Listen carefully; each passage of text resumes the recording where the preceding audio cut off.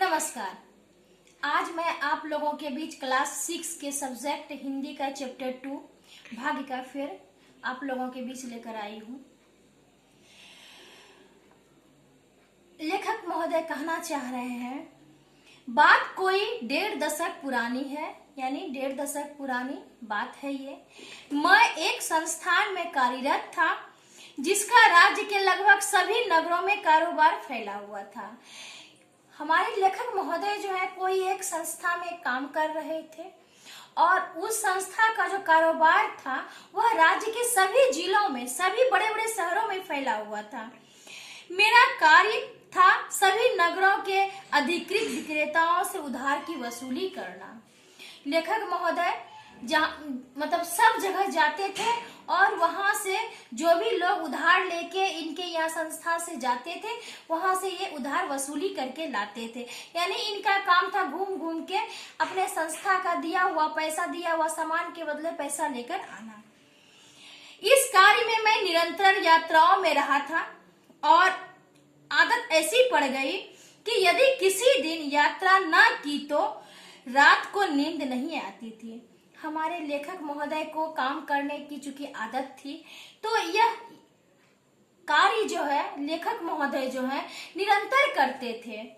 हमेशा यहाँ वहाँ नगर शहर जाके वहां से पैसा वसूली का काम करते थे और लाकर मालिक को देते थे। हमारे लेखक महोदय का ऐसा आदत हो गया था कि वे जो है जिस दिन यात्रा नहीं करते थे उस दिन उसे नींद भी नहीं आती थी। कब कहाँ जाना है यह सब पूर्व निर्धारित होता था और मैं प्रायः 4-5 दिन या सप्ताह भर के लिए संस्थान के कार्य हेतु यात्राओं में व्यस्त रहता था। यानी यह सब जो है पहले से निर्धारित करके रखा जाता था कि कल कहाँ जाना है, कितने दिन के लिए जाना है। और प्रायः लेखक महोदय जो है इस कार्य में जो है इस काम से के चलते जो है 5 दिन 6 दिन कभी कभी सप्ताह भर वो यूं ही बाहर रहते थे और यात्रा करते थे। अब बहुत ही व्यस्त रहते थे यात्रा में। अधिकांश यात्राएं कष्टदायी होती थी। यानी ये जो है जब यात्रा करते थे तो इन्हें बसों के, गाड़ियों के, ट्रेनों के बहुत धक्के मुक्के खानी पड़ती थी। खाने पीने का कोई भी ठिकाना नहीं रहता था तो इनकी यात्राएं कभी कभी बहुत ही कष्टदायी होती थी। सरकारी खटारा बसें जिसमें गति तो नाम मात्र की होती है और आवाज कई गुना अधिक होती है। गंतव्य तक पहुंचने में जैसे पहिए स्थिर कर लेती है। लेखक महोदय का कहना है यहाँ के सरकारी बसें जो बहुत खटारा होती थी, बहुत धीमी चाल से चलती हैं और सिर्फ नाम का सरकारी बस थी जो कि 1 घंटे में पहुंचना है, यात्रा करना है, वहां 2-2 घंटे लग जाते थे। और यही नहीं, उनमें आवाजें भी बहुत ज्यादा होती थी क्योंकि पुरानी बसें रहती थी।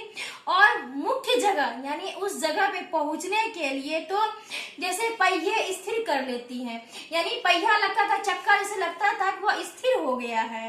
निजी सवारी हो तो आदमी स्वतंत्र रहता है, परंतु सड़कों पर बढ़ते यातायात के साधन तो जैसे एक दूसरे की गति को रोक देते हैं। अपना अगर सवारी रहे, अपना गाड़ी घोड़ा रहे तो लोग अपने में स्वतंत्र रह जाते हैं कि चलो भाई 1 घंटा लेट से भी पहुंचेंगे, अपनी गाड़ी है, आराम से पहुंच जाएंगे। लेकिन ऐसा नहीं था और सड़कों पर जो यातायात बढ़ गई थी तो भीड़ भाड़, जाम वगैरह अधिकांश होते रहते थे जो कि गाड़ी की गति को भी रोक देते हैं। यात्राएं जैसे नए अनुभव करने का बड़ा साधन है। अगर हम कहीं यात्रा कर रहे हैं, लेखक का कहना है, तो कहीं भी जाने आने के क्रम में हमें बहुत कुछ सीखने को मिलता है, बहुत कुछ अनुभव होता है। पलक झपकते ही बड़ी दुर्घटना घट जाती है, इसलिए वाहन चालक हेतु संयम आवश्यक है। जो ड्राइवर, जो चालक अपने आप को जो है संयम रखता था, धैर्य की स्थिति में रखता था, तो वह जो है बड़ी बड़ी दुर्घटनाओं से बच सकता था। लेकिन जो चालक संयम नहीं रखते हैं वो जो है दुर्घटना के शिकार हो जाते हैं। और यही नहीं, अपने साथ साथ जो यात्रा करने वाले यात्री रहते हैं उनका भी जो है जान जोखिम में जा सकता है। दुर्घटना रूपी दंड का भागीदार बना देते हैं। यानी कहने का मतलब ये है कि जो चालक संयम नहीं बरतते हैं, जो जल्दी जल्दी ज्यादा करते हैं, जल्दबाजी करते हैं, वह अपने साथ साथ निर्दोष यात्री को भी दुर्घटना रूपी दंड का भागीदार बना देते हैं। यानी वह जो है दुर्घटना रूपी, अपना तो दुर्घटने में के कारण तो उनकी स्थिति तो दयनीय होती ही है, उनके साथ साथ जो है वह जो है यात्रा करने वाले यात्रियों को भी जो है उसका भागीदार बनना पड़ता है। यात्राओं में कौन किस रूप में किसको ठग लेगा कहा नहीं जा सकता। आज भी देख रहे हैं हमारे यहाँ ठगी का बहुत ज्यादा मामला है, चोरी का मामला है।